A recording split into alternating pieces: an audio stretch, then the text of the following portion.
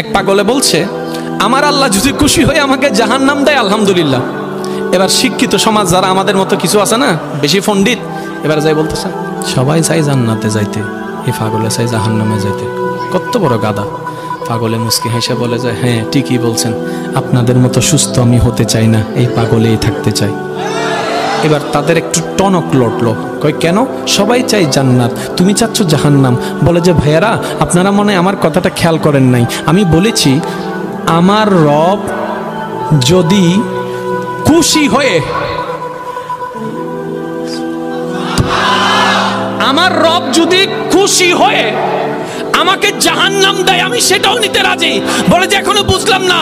পাগল বলে জ্ঞান দিয়ে রবের বিষয় বোঝা যায় না, দিল দিয়ে বুঝতে হয়। আরে শুনো, রব যখন খুশি হয়ে যাবে জাহান্নামটা জান্নাত হয়ে যাবে, রব যখন নারাজ হয়ে যাবে জান্নাতটা জাহান্নাম হয়ে যাবে।